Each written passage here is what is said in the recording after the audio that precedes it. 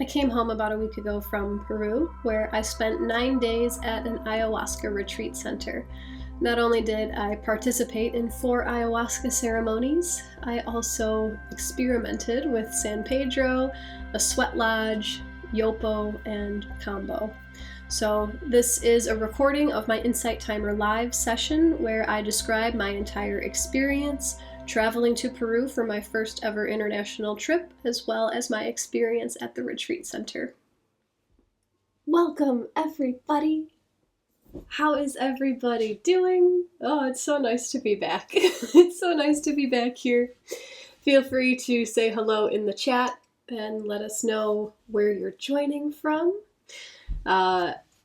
If this is your first time with me, my name is Jackie Mancuso. I talk a lot about spirituality. I'm still working on the definition of who I am and what I do, because that's always shifting and changing.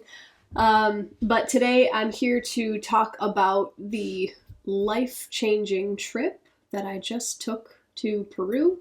I just got back a week ago, and I truly believe that so many things shifted for me during that trip. And I know that the more I talk about it, the more I process and the more I integrate everything that I've learned. So thank you for being here and being curious about what I've been up to, and giving me a space to discuss and answer your questions along the way as well. So let's see who is here with us today. Cecilia says, "Hola, Jackie, welcome back." Thank you. Karma, hello. Can't wait to hear about your adventure. Kelly, so wonderful to see you. Thank you. Catherine, hello. Nice to see you. Goddess says, "Grand day to everyone. Love from Tennessee." Awesome. Hello, Goddess. Hello, Melinda. Nice to see you. Nancy says, "So excited for this live. I've been exploring Peru these last 2 years and love it." Have you been living there, Nancy, for the last 2 years? That's pretty awesome. That is pretty awesome.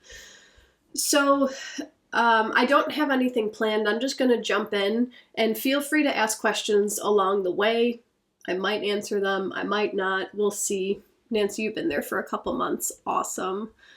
Melinda's looking forward to hearing about my adventure. Julia, first time. Welcome. Welcome, Julia. Good morning, Karen. So this trip found me. I'll start with that. This trip found me. It all started back in September. A different ayahuasca ceremony found me. So I did that in September. And then I immediately planned to find another ayahuasca retreat. Whenever the time was right, I knew it would find me again. So I put aside money so I could do this again. And I was planning on doing ayahuasca again at the same place where I did the first one. And then I went out to eat with a friend, probably in January, and I was telling her about my experience with ayahuasca, and she was shaking her head at me. She was like, "I can't believe you spent that much money for that short of a retreat," when she had done a retreat in Peru for a fraction of the cost for a much longer amount of time. So that's when the wheels started turning. I have never traveled internationally. And I was always I always thought that international travel was for the wealthy. It was for people who knew what they were doing, for people who had the airline miles cards, right? And so I started pricing things out, and I started actually looking at flights to Peru and doing all this math, and I was like, oh my gosh, I can afford this.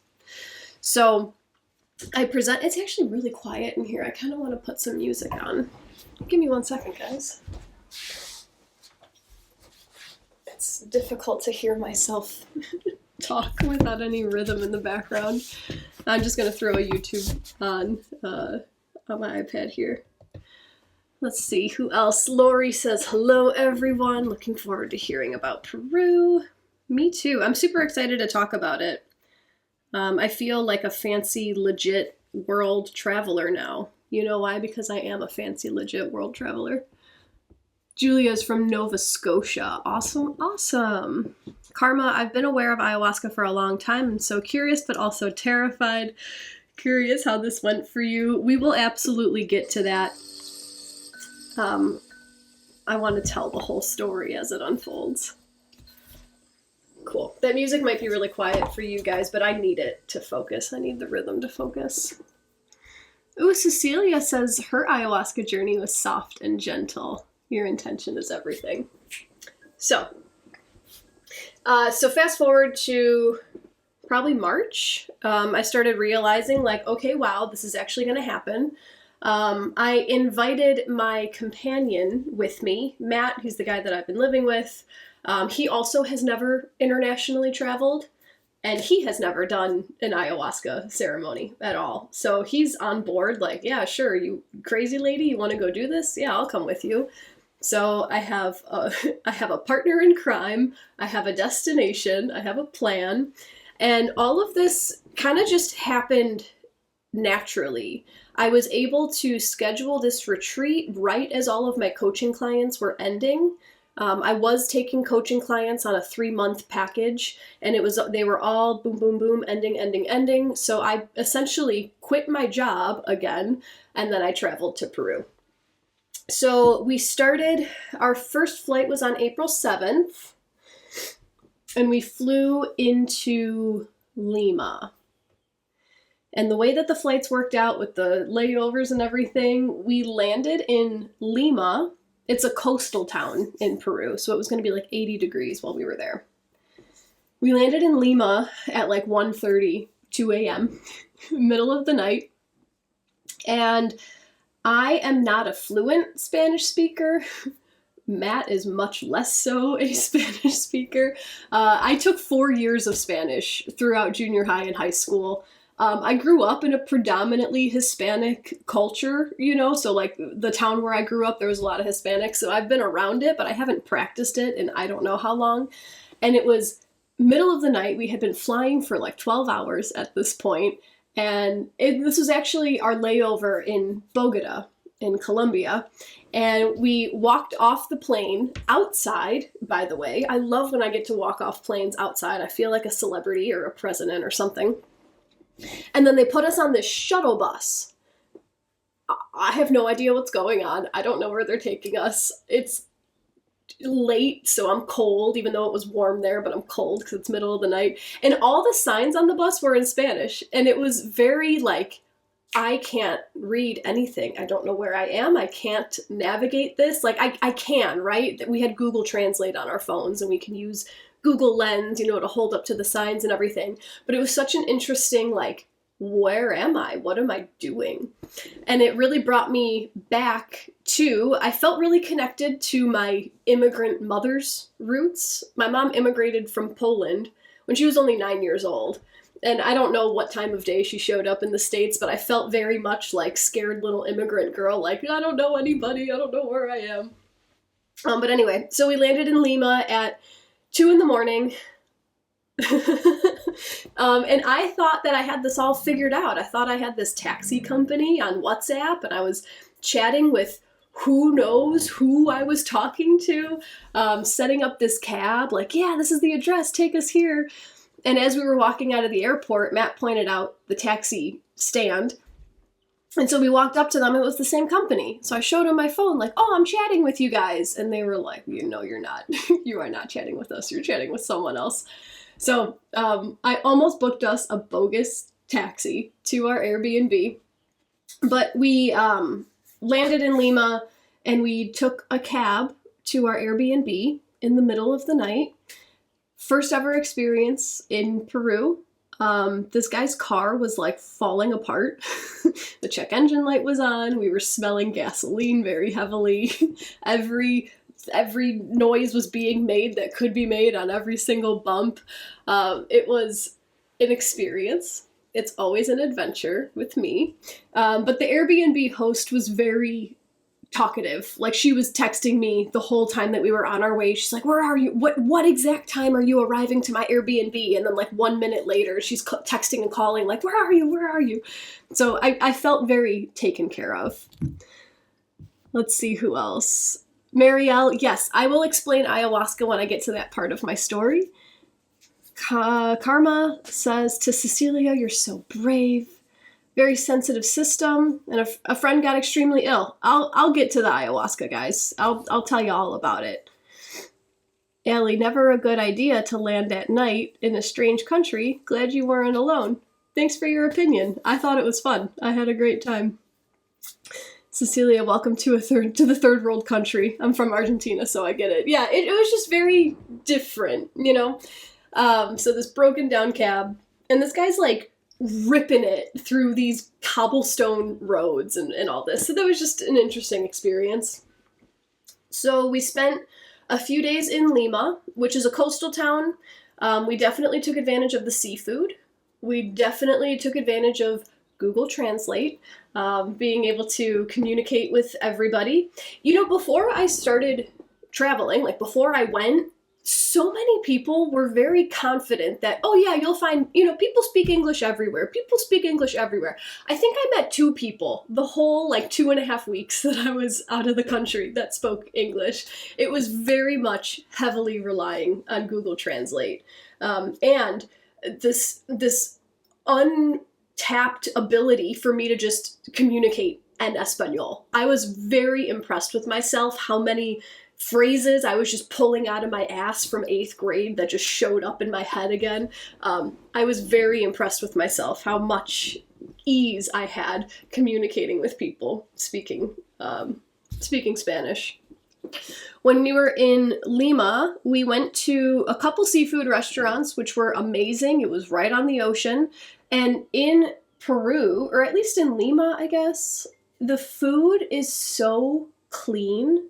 The food is so organic. Every breakfast restaurant we went to, they weren't using flour for their pancakes. They're using quinoa flour, and it's just like normal. Everything is fresh. Everything is presented like chef quality style. And we were eating for $5. I'm trying to see. I'm going to be a tourist right now, and I'm going to pull up a photo and show you guys some of the stuff that we were eating, because I took a picture of every single thing we ate. And I hope you can see it. This was my first breakfast, some sort of like oatmeal bowl. And I think that was Matt's first breakfast. But this beautiful presentation, and yeah, each of those were probably $3-4 American dollars. So I felt like I could eat as well as I wanted to. There is a lot of really good food, really clean. We spent a day at the beach, and I didn't realize how close we really were to the equator. And I did use sunscreen. I am an anti-sunscreener. Don't like putting chemicals on my body, but I recognized how close we were to the equator, so I did use sunscreen, but I still got burnt to a crisp. There was a restaurant that we went to that overlooked this giant crashing wave. The waves were crashing onto that rock, and we got to eat there, and that was just a beautiful, magical experience.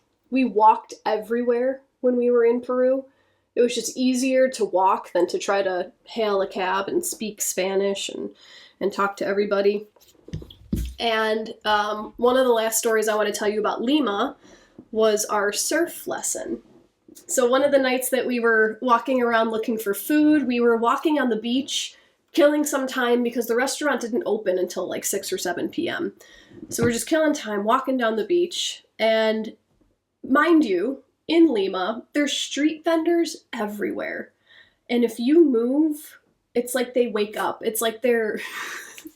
I don't mean this in any way, but they reminded me of like animatronics. Like everyone has their little booth and they're all asleep, and then you walk in front of them and they light up and then they just start telling you about everything that they have. So I got pretty used to just ignoring people. Sorry, like I'm not trying to buy every single thing that you guys are selling. So I got really used to just like walking and ignoring the sounds around me. But we were walking on the beach, and this really jovial, charismatic guy approached us, and he's talking about surf lessons, and I had just mentioned a few minutes earlier that why maybe we can take a surf lesson tomorrow. Then this guy approaches us, so like, of course, yeah, sure, let's take your information, I'll see you tomorrow. So we went and we took a surf lesson, and it was pretty cool. You know, they got us, Matt had surfed like once in junior high, so you know, forever ago. I had never been on a surfboard. They got us all set up with the wetsuits, had us stretch out a little bit, and then they taught us like how to pop up, how to stand up on the surfboard. And, okay, cool. Yeah, let's go do this. And the guy was so excited, talking about how big these waves are. Like, this is such a good day to surf. You're going to catch some really good waves. Awesome. Let's go. So they take us out in the ocean. Matt takes a turn. I take a turn. I stood up the first time and I rode that freaking wave. Matt took another turn. I took another turn, I think. And then at one point, Matt was out there. When he like jumped off of his board, the cord, whatever cord connects you to the board, it broke off, and so his board like floated back to shore. So the surf instructor guy had to fix Matt's board, and then as we were concluding that, Matt looked over and he was like, "Oh, there's a random surfboard at the shore." So some other guy who had rented a surfboard from this school was out deep in the ocean. He lost his board. His board came back to shore, and this guy was just out in the ocean. So we had two surf instructors, and they both got on their boards, and they went to go rescue the guy, and I think that spooked them a little bit, so our surf lesson got cut short. The guy was okay. The guy made it. He was breathing. He was alive. I think he just swallowed some water and was a little spooked, but that was an interesting... It was very confusing because we don't speak English. We don't know. Does this happen all the time? Is this something that like we need to be concerned about? I don't know. So that was that. So that was our experience in Lima. It was very overwhelming. It was very overwhelming. I was sort of looking to go on vacation to like chill, right? I knew that we were going to go to this 9-day ayahuasca retreat.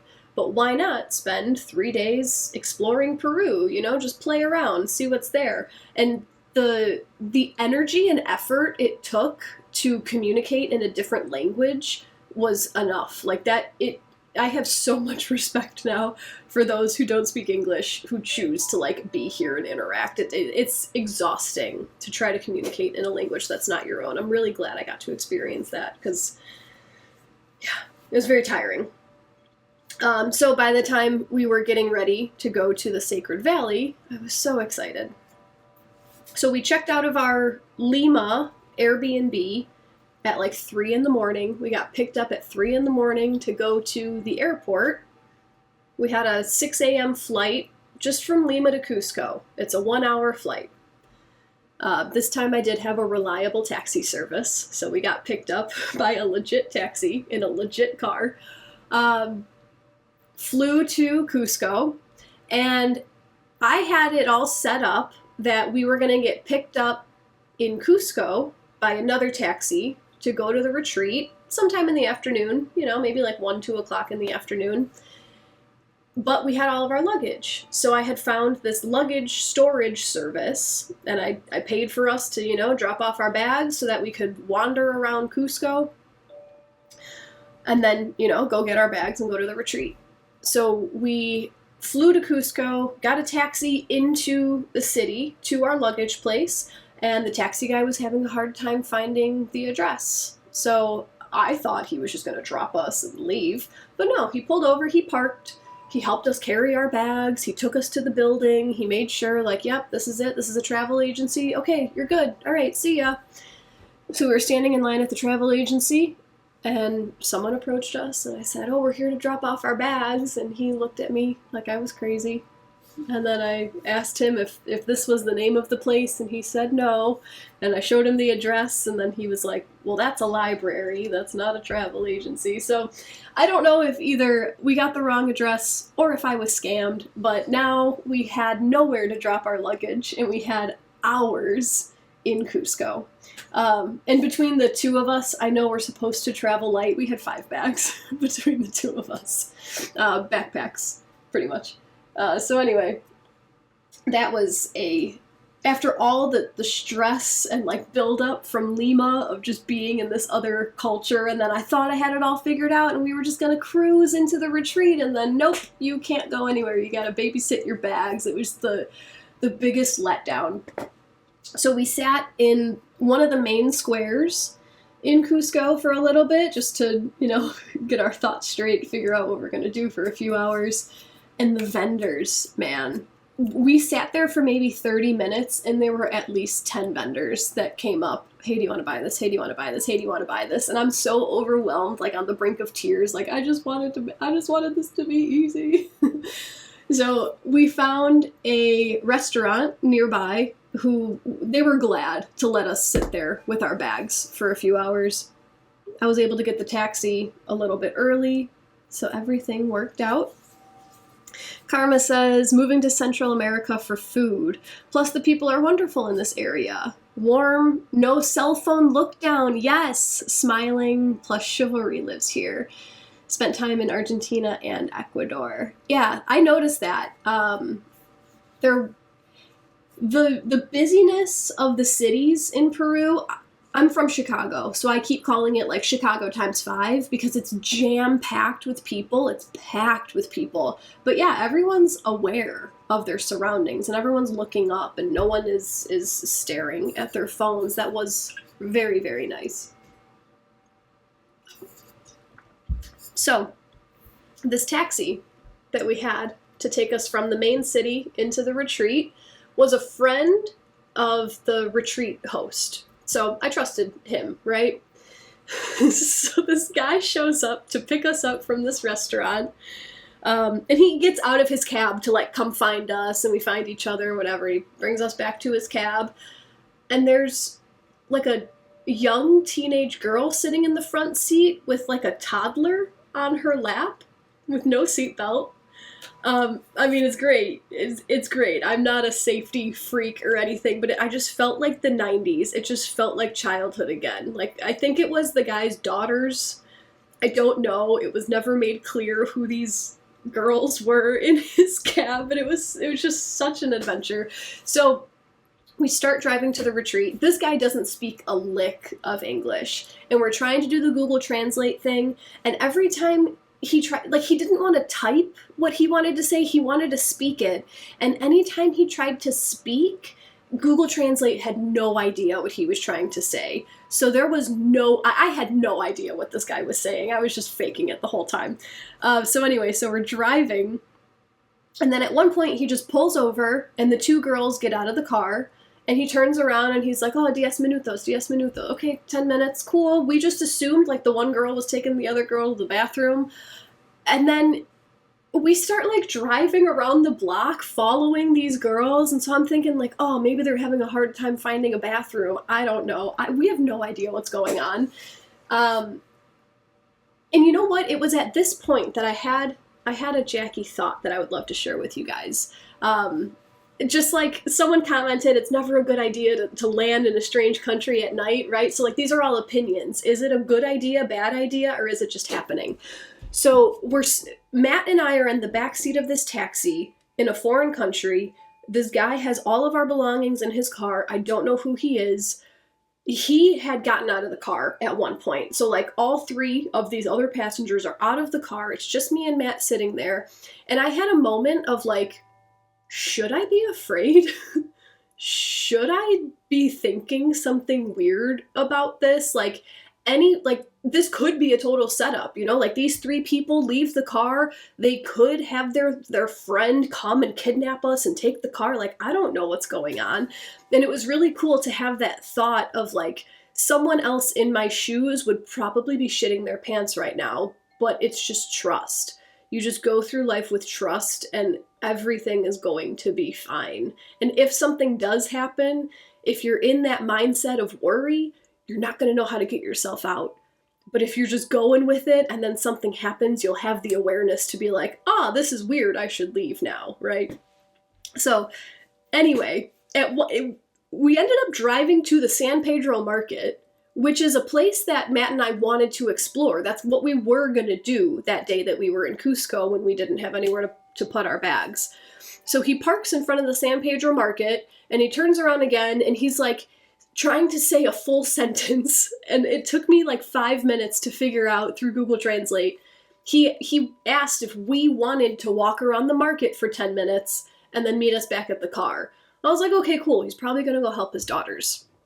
So Matt and I walked around the San Pedro market, and it was bumping. It was the cool. If you are ever in Cusco, the San Pedro market is a must. It's just full of vendors. There's clothes, there's food, there's handmade goods, there's everything. The San Pedro market is a must if you're in Peru, in my opinion. And it's just vibrant with culture, and it's live, and it's so cool. So we walked around the market. I ended up finding the taxi driver and his daughters again, and I asked them where the bathroom was, and the young teenage girl showed me where the bathroom was, and I was on my way, and then she ran up behind me and handed me a coin. And this is when I knew I was getting myself into something that I did not know was going on. So I walked to the bathroom, and the San Pedro market, the bathroom is open. Like, there's no door on the outside. You have to go see the bathroom attendant in the front. And so I gave them a 1 sole coin. Soles. It's the Peruvian dollar. So I handed them like a $1 coin, and they gave me 50 cents back with my 4 pieces of toilet paper. So that was pretty cool. And then I turned to the bathroom, and there's a dividing wall in the middle, and there's stalls on the left for the men and stalls on the right for the women. And it was just like, all right, let's do, it's just so different. It's so cool. I felt like I was in such a different land. So I had to pay for toilet paper, and I used a completely public bathroom. So that was pretty cool. So we got back in the taxi, and we did make our way to the retreat. He left the girls at the market, so I hope that they're okay. I'm sure that they're okay, and it was just us and the taxi driver on the way to the retreat. The retreat was in what they call the Sacred Valley. So there's mountains on either side, and we were down in the valley, and we were just driving down this dirt road that turned into a one-way dirt road, and then the guy pulled over to the side of the road, and he's like, "We're here." Okay. And we had to like pretty much walk through a forest up to this retreat center, and it was amazing. So we were at this retreat for 9 days. I did a total of 4 ayahuasca ceremonies. We also did a medicine called San Pedro. We did a frog medicine called Kambo. We did another medicine called Yopo, and we had a sweat lodge experience. So I'm going to do my best to go through this day by day. And feel free to, I'm sure this is where most of the questions will come in, and I know I go on a roll and I might not see your question for a minute, but this is where the spiritual experience starts. So ayahuasca, if you're not familiar with it, it is a psychoactive plant medicine. The ceremonies, as far as I know, are always done overnight. So we started ceremony at like 7 or 8 p.m. every night. Ayahuasca comes from like a root, like a branch root. The shaman had an example so we could like pass it around, and what it reminded me of was those like braided butter pretzels. Like Snyder makes those like braided butter pretzel things, and that's what the ayahuasca plant looked like. So it is a drink, and you take a drink. The shaman measures for you dependent upon your experience, what you're looking for, where you're at in your life. It's all, medicine intuitive based. And one at a time, you drink the ayahuasca, and then you go and you sit back at your bed, and then all the lights go out, and it's a pitch black experience. And before I did my first ceremony, when I heard that, that's when my heart sank, and I was like, oh, I'm not afraid of the dark, but like, I don't really know about this whole seeing shit. It's pitch black. I kind of like to have the light. So someone, I think it was Cecilia, said your intention is key. Like whatever you intend is gonna influence your experience. So, there's always some nerves going into it. What's gonna happen? What is she gonna show me? Am I gonna have to confront something that I'm really afraid of? So the first few nights, it takes about an hour or two to kick in, maybe an hour, hour and a half to kick in. And the way that this shaman did it is he asked us just to sit, don't lie down, sit at your bed and meditate in silence. So we get a silent hour, hour and a half before he starts playing music. So with this time, I just kind of repeated like how much I love you so much. I love you so much. I love you so much. And I was talking to whatever wanted to listen, right? It was all about love. The first night, I can't remember specifically if I had intentions. You know what? Yes, the first night I asked what I was doing to get in my own way of feeling abundant. Because I know it's always my fault, right? I'm always the one getting in my own way. So like, what am I doing that is blocking me from feeling the abundance that I know is available to me? And let me get back here for a second, because there's been a lot of experiences in between, and they all kind of blend together. But the first night this time was very similar to my experience in September, where I was just shown all of these people in my life, and I was able to feel the deepest gratitude I've ever felt. And even talking about it now, I feel like I'm diminishing the experience. It was a feeling that I have never felt before that I don't know if or how I can ever get back to. It was like the deepest gratitude I've ever felt. And I remember a lot of respect for the masculine in my life, for all the men who have walked through, who have walked the path, who have taken the beating in one way or another, who have just held the space for me to be able to flutter through, right? A lot of deep respect for my father, a lot of deep respect for my Taekwondo master. And man, I haven't even shared that with him yet, but he was a big part of my journey this time. And the first 2 nights of ayahuasca this time, there was so much emotional release, emotional processing about my divorce. I had been holding on a lot of Paul's feelings. And so a lot of that came up, a lot of that came out. The first night in particular, I was weeping most of the night, just deep weeping, but it felt so good. It felt like a gift. It felt like a service to myself, to everybody, to one person, and it felt like a gift. My ability to let go was a gift to myself, to the world, to everything. And it always came back to love. There would be times where I'd be so grateful, just like so appreciative of my experience in this relationship, and then I would feel some sort of pain, so I'd follow it down, and I would weep and weep and weep, and like so much, and then eventually it would come back to love. Like there was never any staying down there, and it felt really good to just process and get it through. A lot of people purged with ayahuasca. That is something that happens, and that is something that a lot of people are afraid of. They are afraid of having this 8-hour spiritual experience because they might vomit for a minute.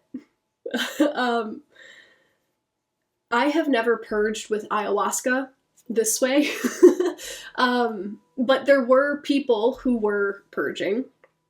And honestly, when you get to that state of mind, I feel like I'm going to sound like a crazy nut. When you're in that psychedelic state of mind and you can hear the people around you purging, it felt good.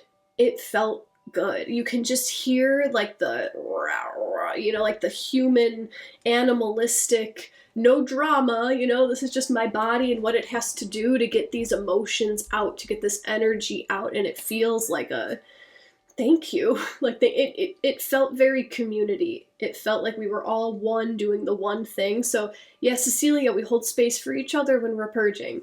I felt grateful to the people who were purging because that was their service. My service was weeping. You sound like a crazy nut. I know, I am delusional and proud, and that's fine. And I think it was this first night also that I had my reconnection with the dragonfly. Service for each other, Cecilia. Absolutely. Yeah, I'll tell you about the dragonfly, and then I'll tell you the music. So, just yesterday, I posted, yesterday or the day before, I posted on my Instagram and Facebook a whole story about the dragonfly. Because on my 33rd birthday, 1 year ago, I pulled a card that morning asking, like, what is my message for the year? And I got the dragonfly card, and the message was change. And holy shit, has my life changed in the last 1 year. My birthday was just on Sunday, by the way. So I am now 34. I am no longer in my life path year of 33. But the dragonfly really held me this year. The dragonfly carried me through this year. There were many opportunities for me to see the dragonfly, to remember things are changing. But during this first ayahuasca ceremony, I had a reconnection with how I am the dragonfly. I am invited now to play the role of the dragonfly. And the way that I took this was my manifester-esque, right? You guys know I've been talking about being a human design manifester, and I know I'm not supposed to be consistent. I know that I'm meant to just start things and back away, but it's freaking hard, okay? It's hard to decondition what I've learned my whole life. So I had this reconnection with, that is what makes me so special, because I'm iridescent, I'm here, and then I'm gone. Like, you can't catch me. That's what makes the dragonfly so magnificent. You see it while it's there, you admire it while it's there, and then it's gone. And you can't catch it, you can't bring it back, you can't summon it. It's its own thing. So I had that deep integration with being able to be the dragonfly itself. And this is kind of how I pieced together. I was asking, what am I doing that's holding me back from my abundance? I'm trying to be captured. I'm trying to capture myself. I'm not allowing myself to just flutter and be. So that day I had a lot of visions of me working less and just being and sharing me on the internet. So we'll see how that goes. It's still going to take some integrating time. I believe the dragonflies are dragons. I saw dragons before my Aya journey. Yeah, that's really cool. So, like, while I can only speak for myself, while I'm doing ayahuasca, you can let yourself go into the visions, and you can let yourself go into the feelings, and you can lose sense of reality. But once you want to have a cognizant thought, you can bring yourself back. That was my experience. So with the dragons, I had a little altar in front of my bed, and I had 4 animal statues, and one of them was my dragon. And so while I was having this whole dragonfly experience, I came back into my mind for a second, and I was thinking about how I turned 33 in 2024, and 2024 was the year of the dragon, so the dragon set me up to be the dragonfly, and I was having all of these, like, racing thoughts about how the dragon, like, burned away all the heavy stuff so that the dragonfly could fly, and it was way too much to explain right here, but I did have a moment of gratitude for the dragon as well. Veda, no, you do not sound nuts. Dragons visited me this year. That's awesome. Yeah, go for it. I believe you. I think you're cool. Okay, so while all of this is going on, the shaman plays music, and it's wonderful.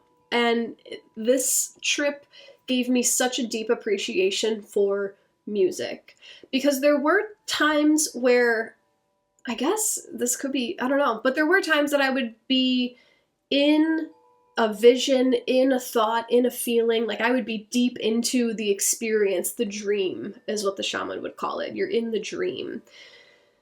because your eyes are closed, but there's so much going on. And it's not necessarily visual for me. It's more just like a feeling and a knowing. It's so hard to describe. You just have to try it. But I would be so deep into what was going on. And then I would start to hear the music. He would slowly come in. He would start to whisper. He would do his little... It was so nice. And he would do this little, it would come in, and then that would like bring me back to reality, whatever reality is at that point. And then he would play his songs, and it was like a hug, and it felt so nice, and it felt so supportive. And it really put into perspective for me how much music is a gift. That was night 1. Let's see, the second night, it was pretty similar. Oh, the second night, he intentionally made the medicine less strong, but didn't tell anybody. And so we drank, and after talking with Matt and I had a very similar experience, but we were sitting there just waiting, like, is it gonna start yet? Is it gonna start yet? And then during the ceremony also, the shaman, when they're ready, they'll open the space if you want to come take more medicine. So like 2 hours had gone by. I was just sleepy. He opened the space to take more medicine, so I went up to take more medicine, and he's like, "Did you feel anything?" No. So I took more the second night, and the second night was just very peaceful and calm. I was able to process more emotions. I was able to let go of more emotions. I cried a little bit. It was nowhere near as intense as the first night, but it was a nice little wrap up. Jamie said I got chills. I opened up to dragons this year. They have a really cool energy. Yes, they do. I've been using this dragon oracle cards. I used this deck a lot last year during the Year of the Dragon. Oh, shoot, I'm sorry. That was probably really loud. Wally, do you have a good meditation? I mean, I have a handful of tracks on my Insight Timer page if you want to look.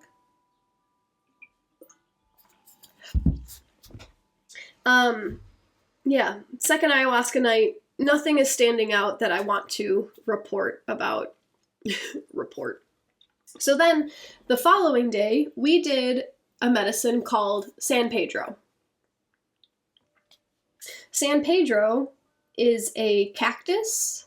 I don't know if there's other ways to take it, but how we took it was like a powder, and then we mixed it into water, and you chug it because it tastes like garbage. And so he made sure to tell us, like, don't sip on this, you chug it as much as you can until you can't, and then you go back and you chug it again. So we took San Pedro about noon, and normally, because people were at this retreat who had been there before, and they were saying that they normally do it at like 9 a.m., but it was raining that morning and blah, blah, blah, so we pushed it back. So you drink the San Pedro, and then you wait for an hour or two. And this was when, okay, so we all drank San Pedro. It was the middle of the day. This was the first like daytime activity that we had. And this shaman also was very much focused on how this is a personal process. This is an internal process. So he invited us all to take a noble silence. Don't talk to other people. Just focus on yourself, process internally. And for me, that felt like such a permission slip to not talk to anybody. And I was like, yes. So I was avoiding people. And there were people who would like have little side conversations and whatever, but he said noble silence. And I'm like, manifester, don't have to talk to anybody. Hell yeah. So we took the San Pedro, middle of the day. He told us to hang out for an hour or two. And it was really warm in the main room where all the beds were. And so I went and I got like my coloring book, and I got a book, and I was just like laying on my bed like a high schooler, like coloring. And there were a handful of other people in the room doing the same thing.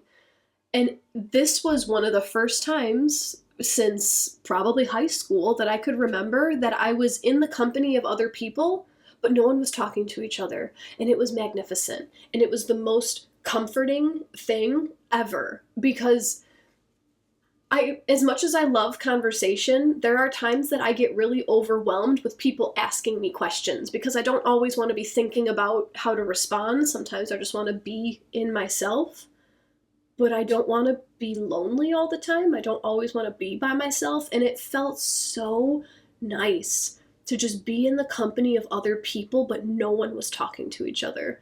So that sparked something that might be a thing if you guys want to run with that, if you want to start a community. Have a community space where you come in, don't talk to me. You could be here with me, don't talk to me. It was amazing. So the San Pedro, he didn't really give us much to expect because he didn't want to flavor our experiences, which was great.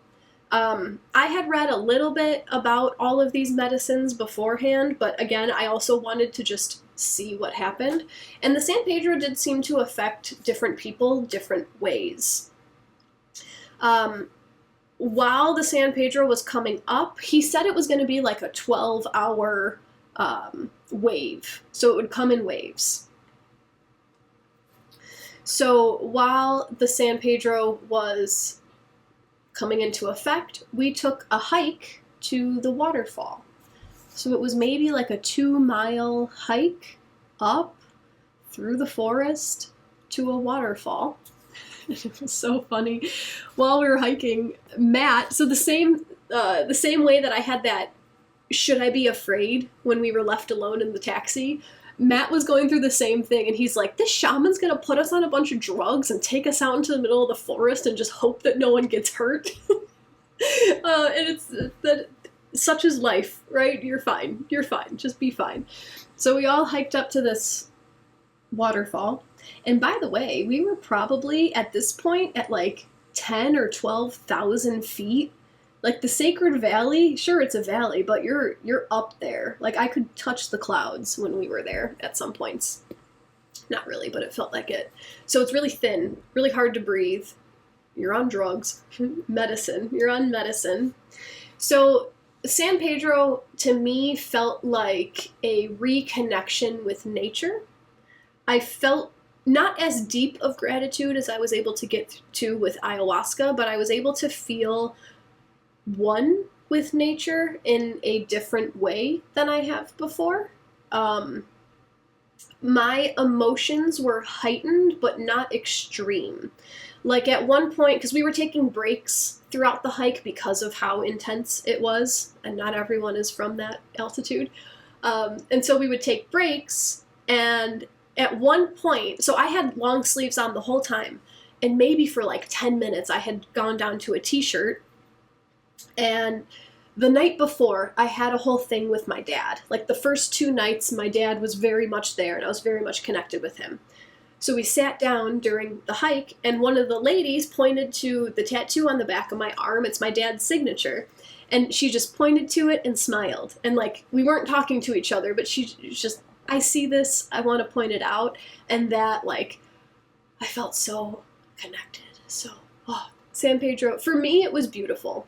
Another way that I tried to describe it once we were talking to each other was like if you take a micro dose of Molly. If you guys have ever had MDMA, Molly, whatever, for me it was like a very, very mild, happy boost. Colors are more vibrant, feelings are more vibrant. It was great. So we hiked all the way up to this waterfall. When we got up there, Matt said he had like a calling, and he was immediately stripping down to his trunks. We came prepared with bathing suits, and he just was into the waterfall. And it was fun to watch, you know, the waterfall. Woo!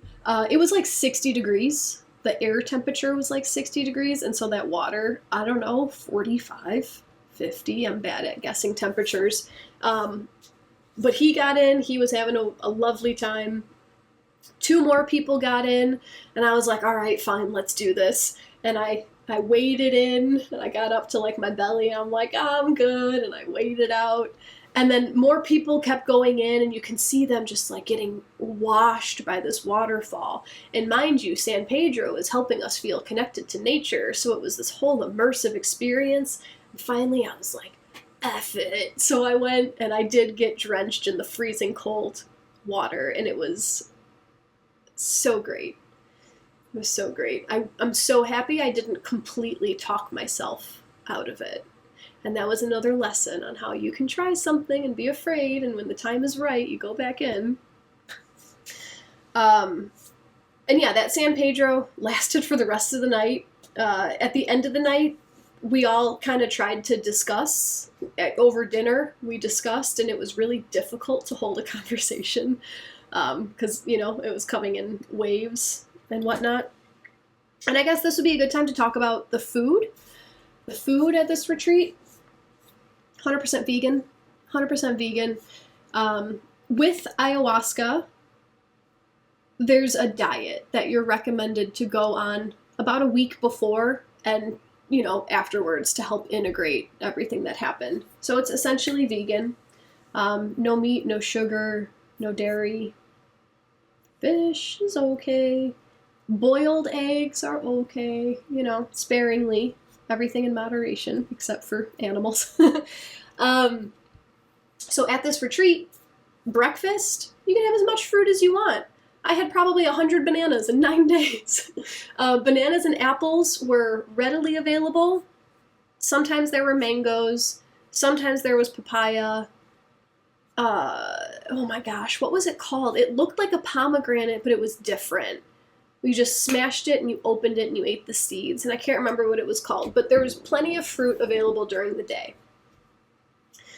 The shaman really recommended to finish eating your fruit 1 to 2 hours before lunch, because fruit digests so quickly in your system and vegetables do not. So if you, palm nut granite, sweat, that's awesome. It was a palm nut granite. So if you eat fruit and it's in your belly and then you put vegetables on top of it, it can cause fermentation because the vegetables are slowing down the digestion of the fruit. So this is a theory I'm going to play with for some time because I did feel really good. Energy-wise, hunger-wise, I felt great this whole retreat. So you eat fruit in the morning, you wait. Lunch was always like a cute little pyramid of rice with like a couple lettuce leaves, a couple shredded carrots, a couple tomato slices. Sometimes you would get a couple avocado slices. Beets. I rekindled my love for beets. And then there would be a sauce every day. Sometimes it was like a hummus. One day they just put like pureed pumpkin on the plate, and eating that with rice, oh my gosh, I rekindled a lot of my love for just real flavors on this trip as well. So that was lunch. It was always just rice and veggies. And then at night, it would always be a soup, some sort of soup. And one of my favorite soups was potato mushroom. Just pureed potato and mushroom. And it was so, so good. Beth, I need some protein. I'm sure, I can't recall everything that we were eating. I'm sure that there were some like nuts and whatnot in there. Towards the end of the retreat, they did start giving us eggs. We got some boiled eggs, and that was really nice. Soft boiled eggs. Sweat, that's what Ayurveda says about eating fruits. Interesting. Cool. That's cool to know. And then it came up when I got back to town, someone was talking about a strawberry salad, and they were like, no, my fruits and veggies don't mix. And I was like, neither do mine now. Okay, so then we had the San Pedro day, and that was just, it's meant to be a heart opener. It's meant to connect you. Matt was really sad that day. Matt just had a sad day. And you know what? If that's what the heart is trying to show him, then that's what with all of these plant medicines, it's just trusting. It's just going with the flow. Because if you've been avoiding something, like vomiting, like letting go of something, if you've been avoiding something, you're avoiding some sort of healing. Because your body knows. Your body knows what you need. Just trust it. Just go with it. So if a plant medicine makes you sad, you're meant to be sad. If a plant medicine shows you something scary, you're meant to see that. You're meant to be with that. So I can't remember the days. I think the next day is when we did the sweat lodge. He called it a Temazcal. Can't remember specifically, but this guy made sure to tell us that this is like his interpretation of a sweat lodge. So this is not a traditional sweat lodge. And I guess I can tell you a little bit about Paco. Paco is like my age, which was awesome. He's maybe like 2-3 years older than I am, which was so cool. He was born and raised in Lima, the coastal town where we started, and he was getting himself down a really bad path. So around age 16, his family sat him down and they said, here is ayahuasca, this will help you. So that was his first experience with ayahuasca, changed his life. He's been learning from ayahuasca ever since. It straightened him out. He moved to the valley, I think 8 years ago, and then he slowly started building this retreat center, and just being on the path of someone who wants to make some big difference in the world, like seeing how much progress he's made in the last 8 years, and like seeing how this whole thing runs like a well-oiled machine. It was really, really cool. So that's who Paco is. I really appreciated his like trial and error way of doing it, because I don't believe that there's a structure to follow when it comes to healing. I love seeing people who are creative and brave enough to say, like, this works for me, let's try it. Oop, it's not working anymore. Okay, let's try something else. So his take on a sweat lodge was, and if you've never done, I had never done a sweat lodge before, but I've heard about it. So they heat big rocks in the fire all day. So these rocks are red hot. When it's time to sweat, they take these rocks one by one and they put them in the center of this like clay igloo. The thing itself might have been 5 feet tall. It's very, very short. So you go into this igloo and you sit around the perimeter inside. So we all cram in there like sardines. There's probably 20, 25 of us, not quite touching, but if you moved, you were touching your neighbor. Hot rocks in the center. A big heavy blanket comes down to close the entrance. And at that point is when I knew I was about to die. Feeling the heat in there with all these people, the entrance is blocked. It's now pitch black as well. And the curtain went down and I was like, I'm gonna die. I'm going to die. And that's okay. And so Paco started telling us what's gonna happen. We're gonna be in here for about an hour. No drama. He was all about no drama. Do what you gotta do, but no drama. And then he started throwing water on the hot rocks. And this is when I was like, I am actually, like, I'm going to pass out. And I'm going to pass out and I'm going to go forward onto these hot rocks. And then my face is going to be all disheveled. And I don't know. And I had a moment of like, what did I get myself into? And whenever I get into these moments, I remind myself that people have done this. People have done this before. So how come they could do it and I can't? You're going to be fine. Just go with it. Just go with it.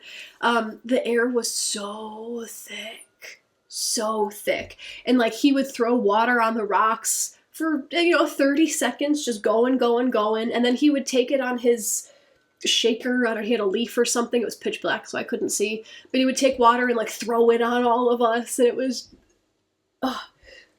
it turned out to be my favorite experience of the whole trip. I think because of that, like, quick, like, I am going to die, and then it became so easy. I loved it. So what he had us doing in the very beginning is to slow our breath. He had us take a collective deep breath in, and then we would tone, just Om, and everyone would do their own Om, and then we take a deep breath in, and then we Om, and the slowness of the breathing, as well as the music, the singing, the vibration, calmed me down so much. And once we started doing that, I was like, I could be in here all day. I could honestly be in here all day. And then he started bringing in some medicine songs. In the beginning, they were easy to follow along, but then towards the end, they were very en español, and I had no idea what was going on. And it was really hard to follow. So I was just like oming in the background. But it was only 1 hour. It kind of felt like 2. And once they opened the curtain at the end, I didn't want it to end. I wish I could have been in there for another few hours. So I felt like I did validate my love for hot weather in that moment as well. I made it through the sweat lodge and I was like, I get to say that I love the heat, right? We have some comments. Let's see. Veda says, I'd love to, but I'll wait till an opportunity presents itself organically rather than seeking. For sure. For sure. And that's something else that I learned through this whole trip is I push my way through life and I don't know why I believe I have to. I'm consciously going to take a step back and let more things come to me. Diane, other than the purging, did you hear other things going on during the nightly ayahuasca? And how many other people were there with you participating? So I think there were 14 beds in the center. Most nights it was totally full. Did you hear, other than the purging, did you hear other things going on? No, purging and music. And then like sometimes I would hear other people having their deep emotional release, like weeping. Some other people would sing with the shaman at times. Oh, that's right. I learned like an owl call during ayahuasca showed me an owl call that I'm not going to practice here live. Diane has done a sweat lodge exactly like that, moving spiritually and physically. I loved it. Sweat asked, what do people wear to sweat lodge? Most of the guys were just in shorts and a t-shirt. Some of them might have taken their shirts off. And most of the women were in either like a one-piece bathing suit or like shorts and a bikini top. One of my friends invited me to a sweat lodge a few months ago, and he just made a comment about how women are asked to wear dresses because of the sexual energy that women carry. And there was something about that just like rubbed me the wrong way. And I just wasn't ready for that type of sweat lodge because it's pitch black. It's pitch black anyway. So who cares what I'm wearing, right? It's a whole thing. Veda is so excited for 120 degrees in Arizona. Carlota, can you share the contact of this retreat? Yeah, actually, I meant to put it in my link tree. I'm going to put his website in my link tree. So I'll probably be here for like another 30 minutes. So after that, go into my Insight Timer bio, go to my link tree, and I'll put it in like my affiliate section. I'm not affiliated with this guy, but I don't know where else to put it, so I'll put it there. Yes, the cost is in US. Very, very affordable. I don't want to say the cost because I feel like he might be changing it because it came off of the website, but it was under $1,000 for the 9 days that I was there, everything included. Okay, so that was the sweat lodge. So then here comes our third ayahuasca ceremony. This third ayahuasca ceremony came as an invitation. In the 9-day retreat, there were 3. I know, Yvonne. I know. Most ayahuasca retreats are extremely expensive. This one is completely doable. Loved it. Loved it. So the third ayahuasca ceremony I was invited to. Matt and one other girl out of like the 20 people that were there, they were the only 2 that did not participate that night. For whatever reason, life happens. It is what it is. And it was really kind of nice. So the friend who told me about this retreat, she was very adamant about like recommending that I go by myself because she didn't want me to be tied to another person, to be worried about another person's experience. Like she was really like, you should go by yourself so you can focus on yourself. And I do really appreciate that about the relationship that I have with Matt. I pretty much ignore him and he's fine and it's wonderful. And I want him to ignore me. And it feels really nice. And the whole time we were very much in our own experiences and then we would come together and discuss afterwards. But this ayahuasca third ceremony, where he was up in the room and I was down doing ayahuasca, it was the first time that I had ever done ayahuasca by myself. Because even the first retreat that I went to in September, I went with one of my friends. So that kind of hit me for a second, just like, oh, I'm only by myself. Not like I was paying attention to him, but like if I'd roll over, oh, it's Matt right there. Is he still in his bed or did he go to bed yet, So the third night, I started the meditation the same way. I started, after I drank the ayahuasca, I just repeated, like, I love you so much, I love you so much, I love you so much, blah, blah, blah, blah, blah, blah, blah, blah, blah, blah. What I didn't mention, it's like 8 hours of crazy experience, so there's things that I'm forgetting to mention.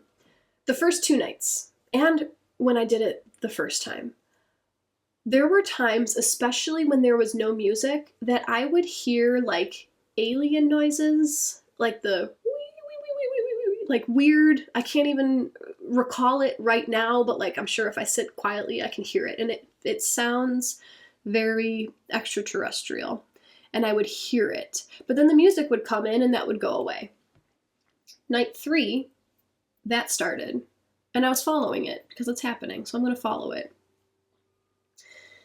And I can't remember specifically how I got here, but I got to a moment where I was very uncomfortable and I was very afraid of what was happening.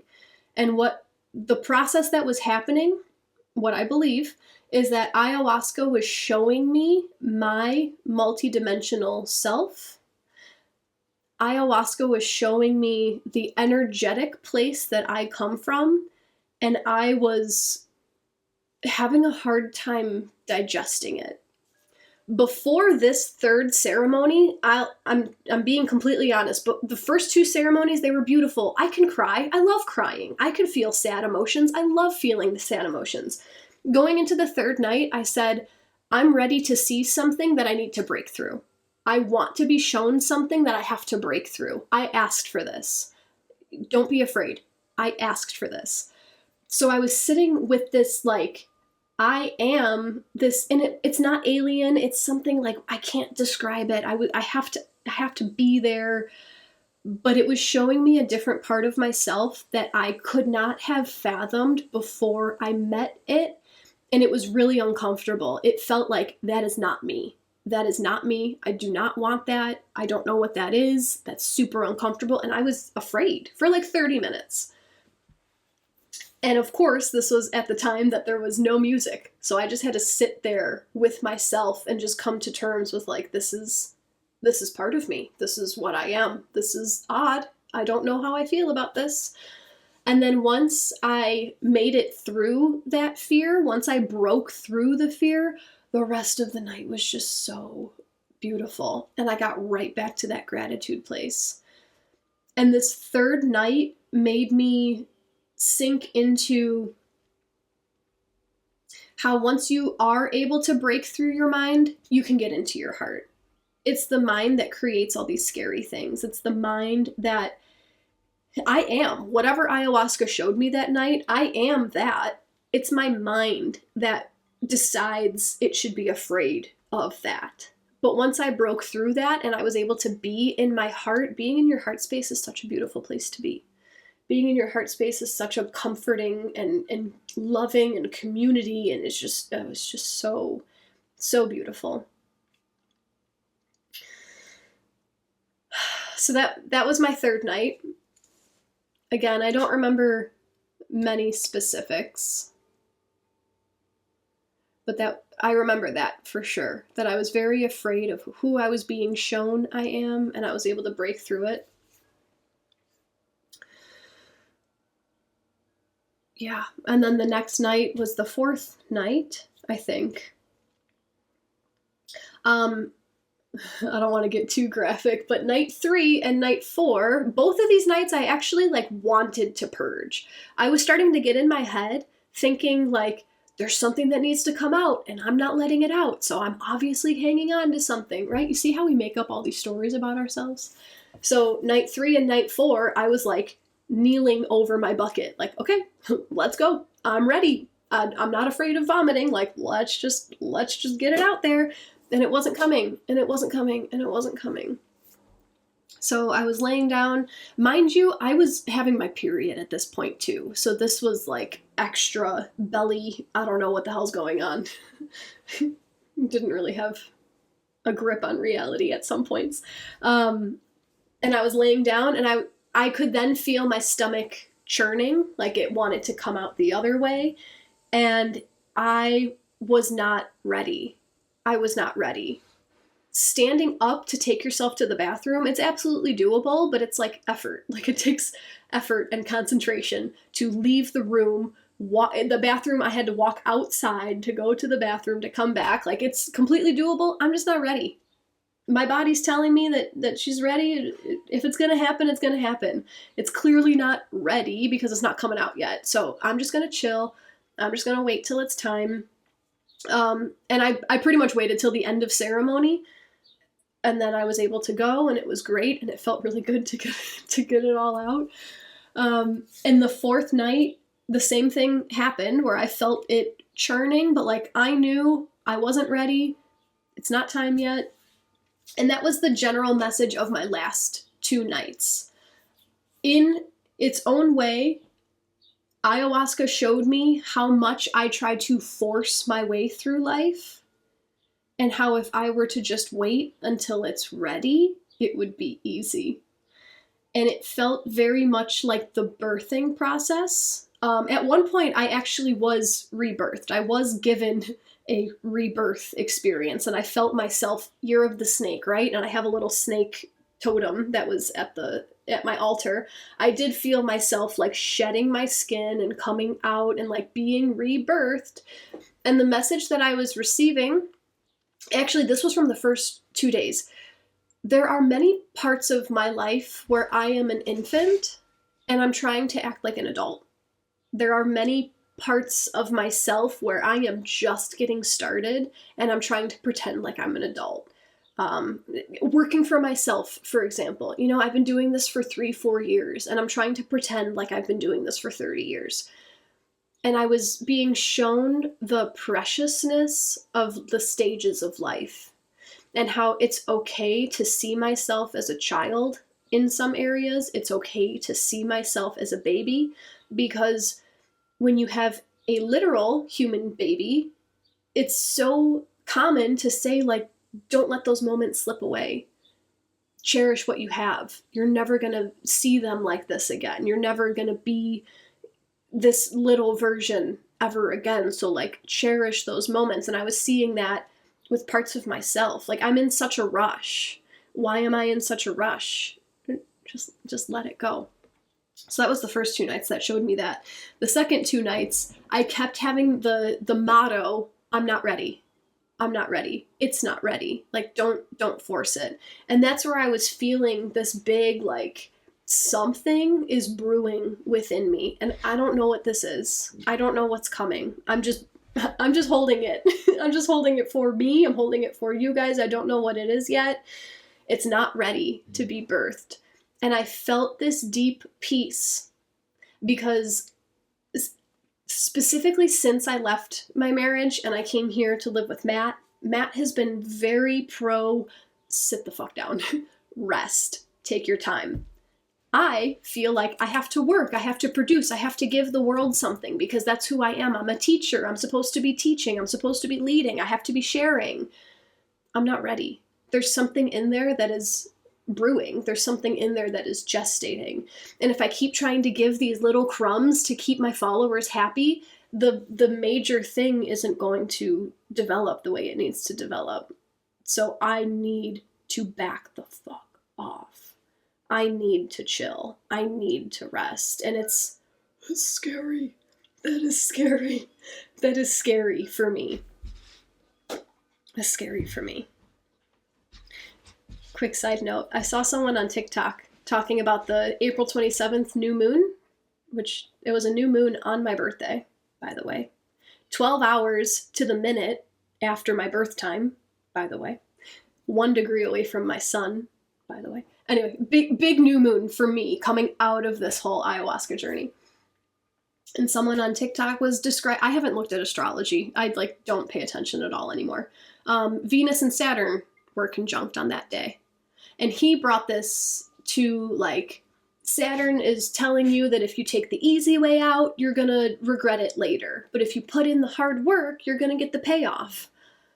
And as I was listening to that, I was thinking okay, hard work. I have to post more content and I have to get those emails out and I have to work hard. But then no, Jackie, that's your easy way. That's what you're used to. That's your comfort zone. The hard way is to sit back and relax and receive. That's your hard work. So do the hard work. The hard work for me is chilling. Just chilling. Carlotta says, yes, fear is a thought. James, this is all great until you started talking about your menses. What do you mean? Diane, beautiful. Love yourself right where you are. That was a huge realization that I had. Carlotta, yay for chilling. Jen, I need to be here with you and hear exactly this. Jackie, thank you. Much love and appreciation. Thank you, Jen. It's so hard for me to chill and rest and not do. I totally understand. Hilda, glad to see you again. Thank you. Yeah, so there's been a lot. I still have more about the retreat. There's been a lot of, I'm assuming what my followers are thinking of me not being live, not reporting on astrology. I'm assuming what I think you guys are feeling with my absence. And I'm working through all those feelings. I'm working through the uncomfortability of taking a freaking break. It's a lot more uncomfortable than I thought it would be. And it's very interesting because this is all I've wanted for so long. I just want to sleep. I just want to read. I just want to walk my dog. I just want to be. Okay, well, do it. What are you telling yourself that convinces you that you can't do it? Just do it and watch. Amma says, I just listened to a great IT talk by Mystical Alley about male and female energies. Accordingly, the feelings of push, hard work is an overabundance imbalance in male energy. Oh, absolutely. Absolutely. Yes, I have 100% been in my masculine for a very long time. Carlotta, did you like the length of the retreat? Would you want it to be shorter? No, I loved the length. He offers a 5-day and a 9-day. And we did the 9-day. And on day 5, when half of the people were leaving that we came with, I was thinking this, I would hate to leave right now. I'm just getting started. Excuse me. However, I knew when I was going in, I knew that I was getting set up for 9 days. So maybe if I went in with the mindset, I'm here for 5, I would have felt okay at 5 days. But no, the 9 days was, I didn't want to leave. And feel free, guys. I'm going to be here for maybe 15 more minutes. Throw your questions in the chat if you have questions about Peru, about ayahuasca, about the retreat, about anything. I'll start wrapping this up. Ooh, but I have to tell you guys about Kambo. Kambocito. Oh, Kambo. So,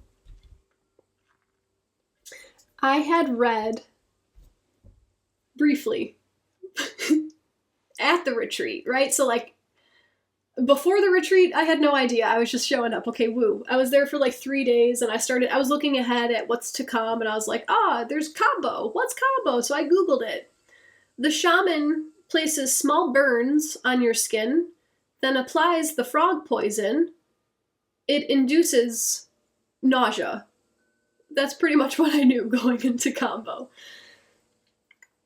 And one of the days beforehand, I was talking with one of the girls who had been there for months. Some of these people arrived and they're like, I don't want to go home. And then they stay there for months. So this girl, she's been there for months. She had done Kambo 4 times. And the way that she talked about it, you could just feel the honor from her. Just so much gratitude for Kambo. Oh, Kambocito. Do you throw up? Yeah, but okay, all right, if she's excited about it, then maybe I'll be excited about it. So the whole time that we were there, the daily high was like 60 degrees Fahrenheit. Not very warm. So every time I did overnight ceremony, I was wearing 2 pairs of pants, 2 pairs of socks, a t-shirt, long sleeve, sweatshirt, and a poncho. Like, I was bundled. So we get ready to do Kambo. It's in the middle of the day. Okay, I'll wear pants, I'll wear a long sleeve and a t-shirt and a sweatshirt and whatever. And then he describes Kambo, and he's telling us, like, if you feel like you... Okay, so by the way, this only lasts 20-30 minutes. Not too long. If you feel like you're going to pass out, just sit down. If you feel like your throat is going to close up and you can't breathe, it's in your head. You can breathe. If you feel your eyes swelling up, it's okay. Just go with it. If you feel your face swelling up like a frog, it's okay. Just go with it. And he's telling us all these things, and he's like, it only happens sometimes, like maybe 1 out of 100 times, but if it happens, you're okay. So it's like, this is sometimes why I appreciate not having any idea what to expect, because now I'm like, oh, what's gonna happen? So he has to burn you to put the Kambo on. So I took my long sleeve off, so I just had my t-shirt, and he put 2 little burns, and I don't know, it's too much right now to show you guys. So there's 2 little burns. He took like a stick and he lit it on fire, and and that was nothing. That felt like nothing. And then he took this frog poison, Kambo, Kambo, and he rubs it on. And by the way, this happened in the morning. No food, as much water as you can possibly get into your body, because the Kambo is going to create a fire inside, and you need the water to extinguish the fire. So I was drinking during the Kambo.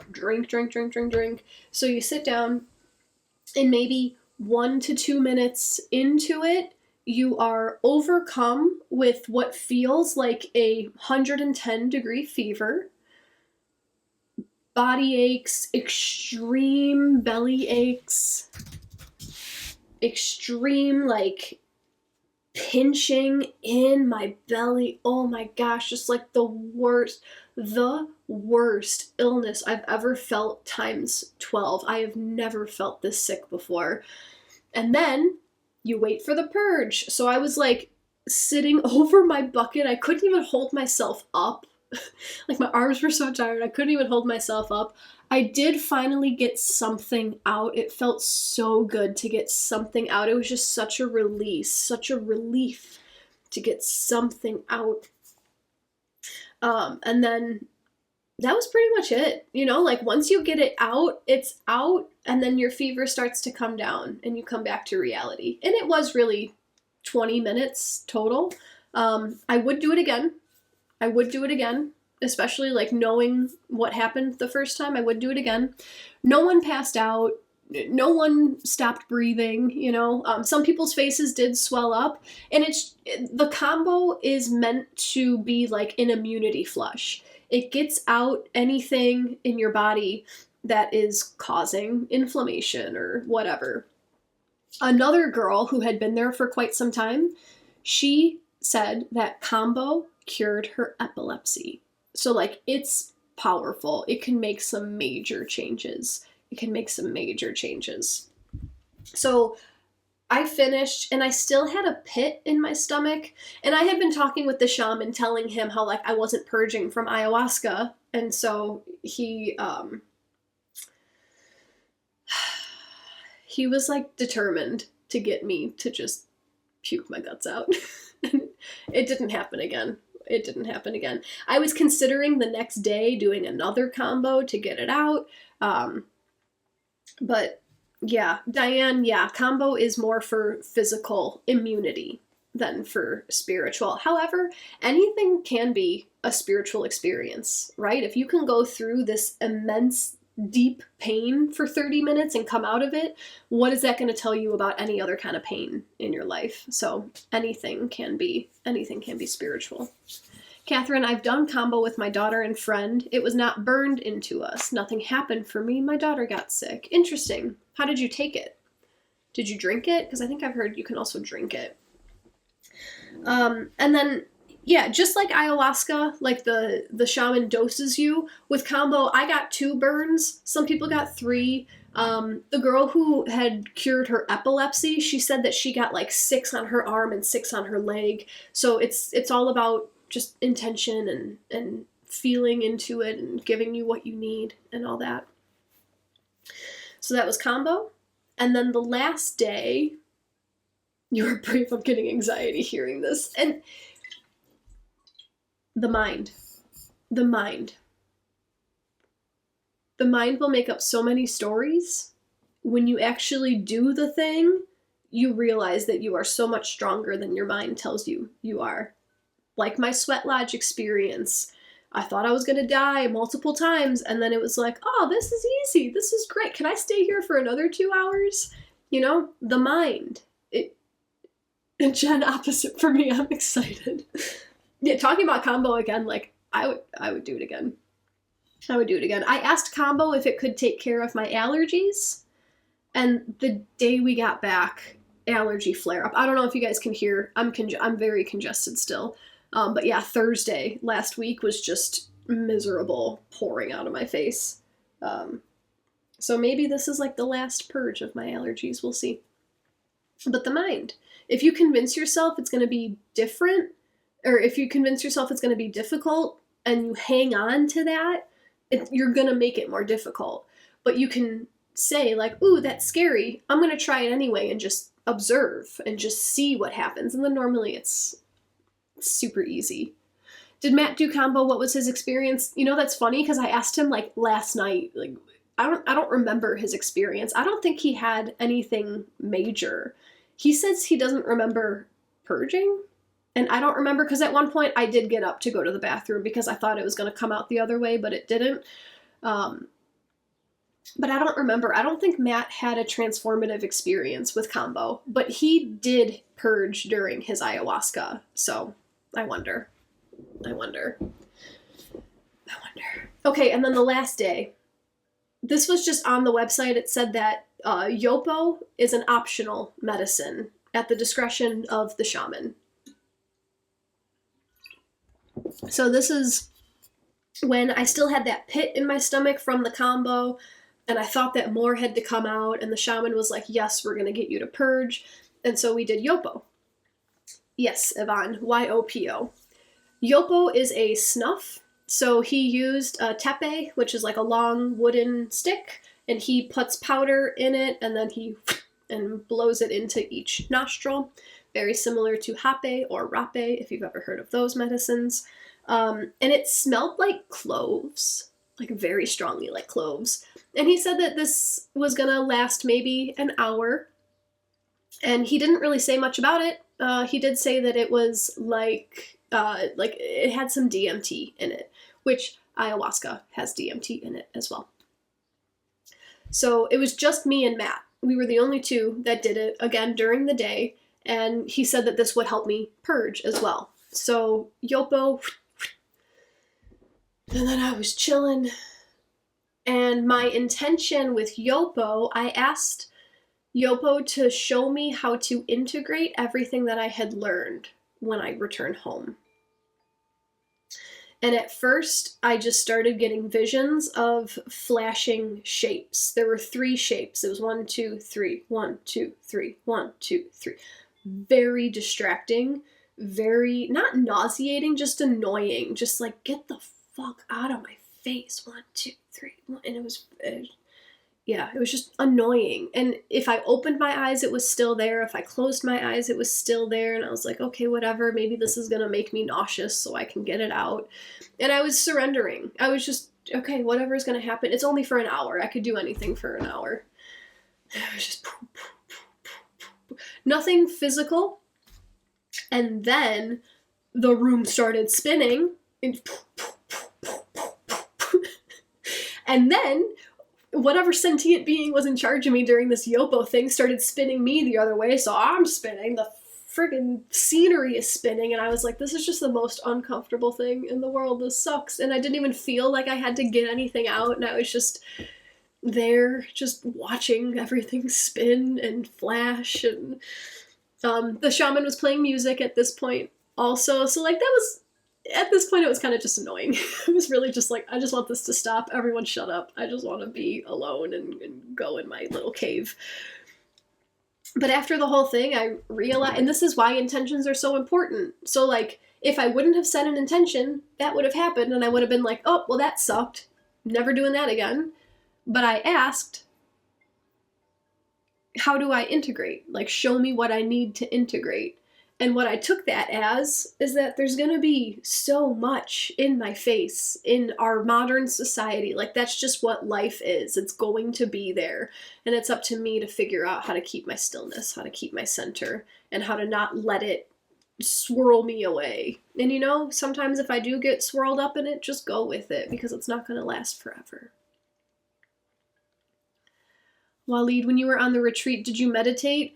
I honestly didn't. Not per se. I mean, like, every time that we did ayahuasca, yes, I meditated for an hour before the medicine kicked in, but not necessarily meditate. It was really nice to just spend time in silence, though.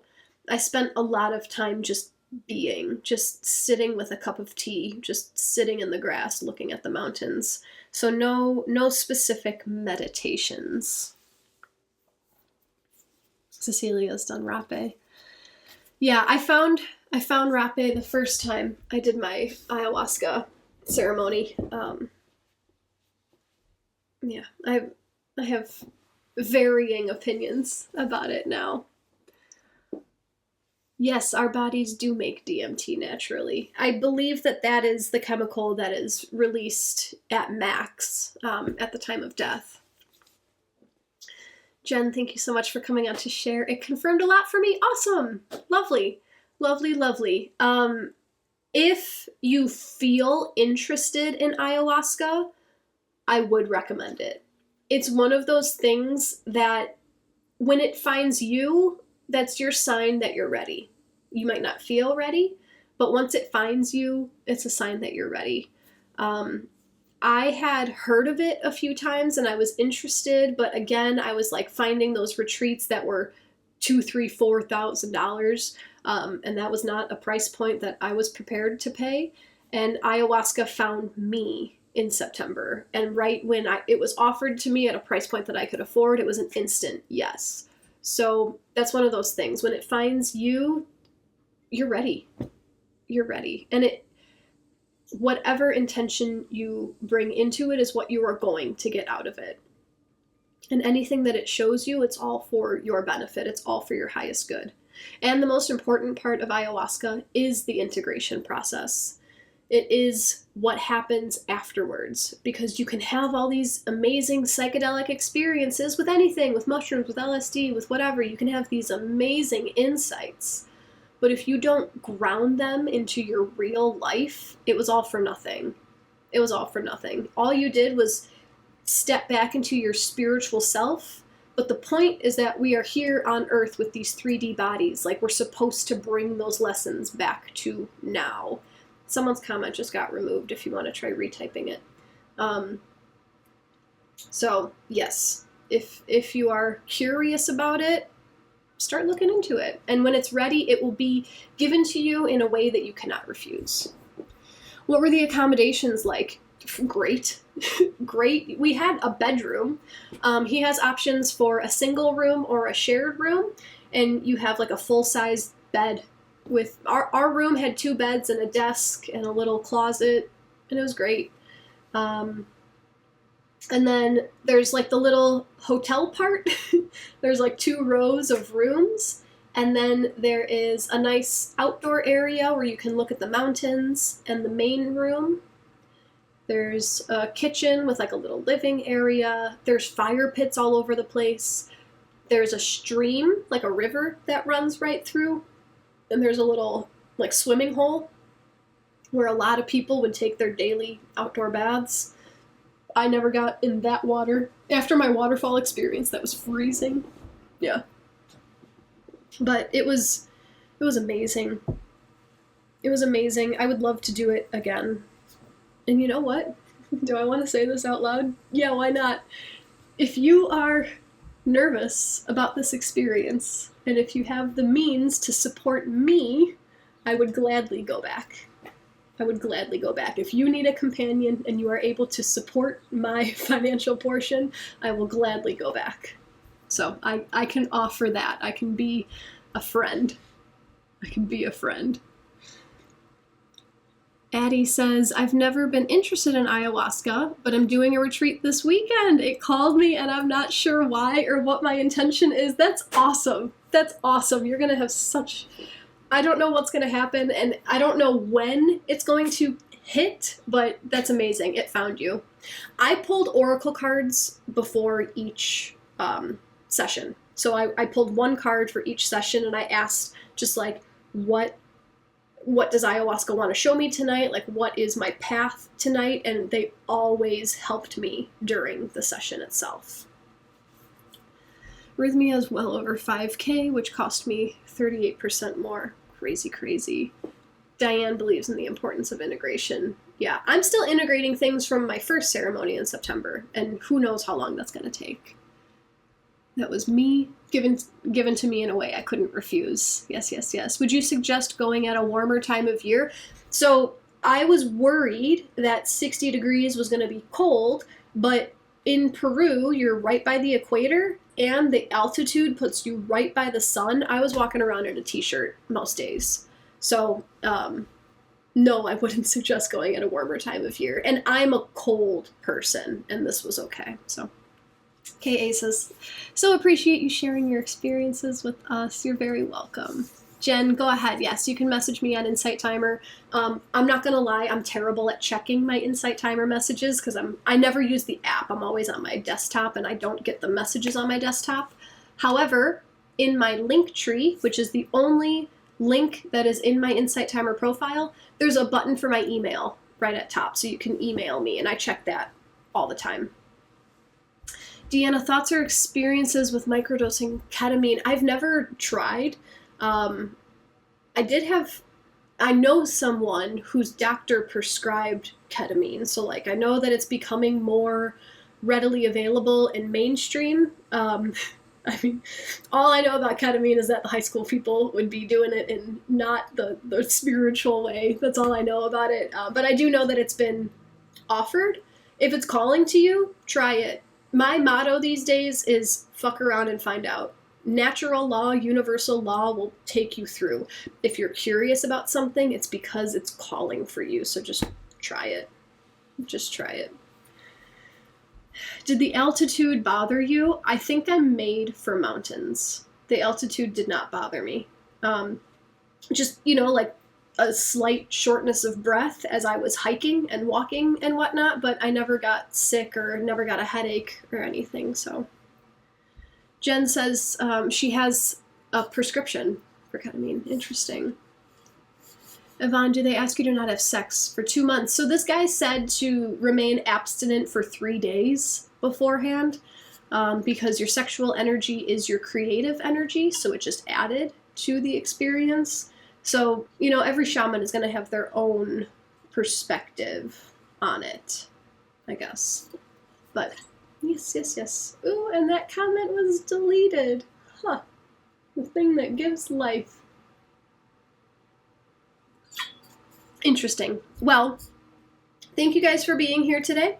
I'm happy that I was able to share my experiences. I hope that I have given you a different perspective on ayahuasca or whatnot. I didn't even get to share the last part of my Peru journey, but that's okay. That's okay. Please consider following me on my socials, Facebook, Instagram, TikTok, YouTube also. Facebook and Instagram, they're going to be the same things, like mostly the same things. I actually share more on Facebook because I can share other people's posts and I type, but whatever. But I've been sharing about my travels on all those platforms. Different content comes out on the different socials, so I suggest following multiple. Monica, thank you so much for your donation. I really appreciate your exchange. I'm still going to be throwing out some videos and photos and reflections and whatnot in due time. Who knows? I'm also up to a million other things. When I came home, I went to a line dance convention that I have to post all about. I like to think that I'm a pretty interesting person, and that is my gift to the world. I am the gift. I am crazy. I am always up to something. I am the gift. I am your beacon of light to show you that life can be as fun as you want it to be, regardless of your circumstances. Carlotta, my trip was 2.5 weeks. We left on the 7th and we came back on the 23rd. So 2 weeks with a few days for travel. At this point, I have no idea what I'm doing. So I don't know when I'm going to be back on Insight Timer. I don't know when I'm going to offer more things. I'm working on a handful of things. I don't want to promise anything because I don't want to let anybody down. So sorry, that's me. I'm coming to terms with that. But I can promise you that it's always an adventure with Jackie. Thank you guys so much for being here. Monica, thank you so kindly for your donation. If anyone else has enjoyed today's session, if you would like to offer an energy exchange in the form of a donation, they are always appreciated. Never expected. I do have a handful of courses and tracks, meditation tracks. I have some of my oracle readings on my Insight Timer page. And it's actually Taurus season right now. I have a course about how to embody Taurus energy. So if you are a premium member here on Insight Timer, you can take that course. I can't remember. It might be 2 days. It might be more. But it's an overview of what Taurus is all about. Taurus season started on the 19th this year. And then I give you a way to embody the Taurus energy throughout this season. It's a way to flow with the universe so that you're not fighting against what is happening in the cosmos. Melinda, thank you for the session. It was so interesting. Thank you, Melissa. Thank you, Monica. I will see you guys when I see you. Thank you so much for being here. Sending love to all. Namaste. And take care.